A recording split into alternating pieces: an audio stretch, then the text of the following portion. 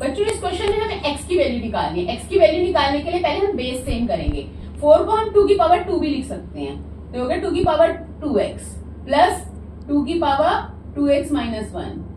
Plus is equal to, अब इधर हमारे बेस तो सेम है लेकिन हमारी जो पावर है ना वो डिफरेंट है, एक प्लस में एक माइनस में। तो हम क्या करेंगे, 3 की पावर, इसको अगर हम x माइनस हाफ लिखे, पहले हाफ में से हम मतलब प्लस 1 में से अगर हम हाफ माइनस करेंगे तो हमारा पॉजिटिव हाफ आ जाएगा, ठीक है, प्लस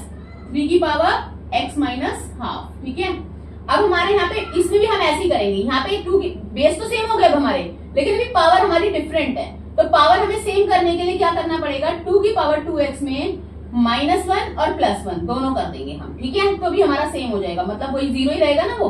तो फिर अब 2 की power 2x minus 1 is equal to, अब इसमें से 3 की पावर x माइनस हाफ और ये जो प्लस 1 है इसको हम इंटू करके मतलब मल्टीप्लाई करके 3 भी लिख सकते हैं, 3 की पावर 1, ठीक है, लिख सकते हैं ना, क्योंकि ये पावर फिर प्लस हो जाएगी, बेस सेम है तो पावर प्लस हो जाएगी, प्लस 3 की पावर x माइनस हाफ, ठीक है। अब इसको भी ऐसे हमें स्प्लिट करना है जैसे हमने इस वाले को स्प्लिट किया था। 2 की पावर मतलब हमें 2 की पावर 2x माइनस 1 बनाना है, 2 की पावर 2x माइनस 1 अलग लिखा, इंटू 2 अलग लिख दिया, इस 2 को 2 की पावर 1 हो गई, ये प्लस 1 आ सकता है, ठीक है, प्लस 2 की पावर 2x माइनस 1 और फिर यहां से अब इसमें से ये और इसमें से ये दोनों में से 3 की पावर x माइनस हाफ जो है वो कॉमन आ जाएगा, 3 की पावर x माइनस हाफ इसमें से कॉमन लिया इस वाले नंबर में से, तो हमारे यहाँ क्या बचा 3 और इसमें से ये पूरा कॉमन आ गया तो क्या बचा 1, ठीक है। अब ऐसे ही इसमें से, इस पूरे में से और इसमें से एक कॉमन लेंगे, 2 की power 2x minus 1, 2x minus 1, यहाँ पे हमारा बचा 2 और इधर से हमारा ये पूरा कॉमन आ गया तो प्लस बचा 1। अब 3 की पावर x माइनस हाफ, इसको क्या लिख सकते हैं 4 मल्टीप्लाई 4, ठीक है। अब इधर से इसको क्या लिख सकते हैं 2 की पावर 2x माइनस 1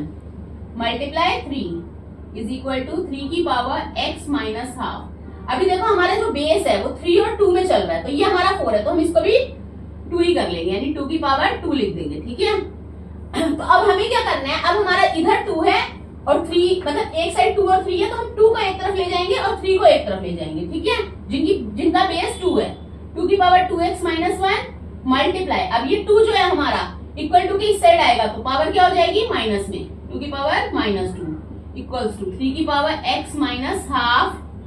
अब ये वाला 3 इसकी पावर 1 है तो ये उधर जाएगा इक्वल टू के, तो इसकी पावर क्या हो जाएगी नेगेटिव में, ठीक है, 3 की पावर माइनस 1। अब इनको ऐड करेंगे, बेस सेम है, पावर से ऐड हो जाएंगी, 2 की power 2x minus 1 minus 2 equals to 3 की पावर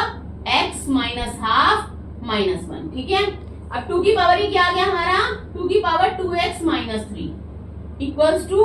3 की पावर x माइनस 1 और माइनस 2,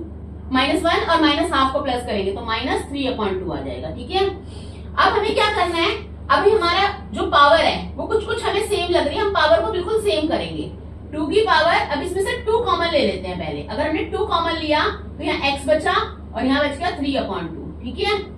इक्वल्स टू 3 की पावर x माइनस 3/2, ठीक है। देखो अब हमारी पावर सेम हो गई ना, तो 2 की पावर 2 क्या हो गया 4 की power x minus 3/2 is equals to 3 की पावर x माइनस 3/2। अब हमारी पावर तो सेम है और बेस हमारा डिफरेंट है, तो ये इक्वल कैसे हो सकती है, इक्वल तभी होंगे जब x माइनस 3/2 की वैल्यू क्या होगी 0 होगी, ठीक है, क्योंकि x 4 की पावर 0 होगी तो उसकी भी वैल्यू 1 आ जाएगी, 3 की पावर 0 होगी तो उसकी भी वैल्यू 1 हो जाएगी, तो इससे हमारा है x माइनस 3/2 किसके बराबर है 0 के बराबर, तो x की वैल्यू आ गई 3/2, दैट्स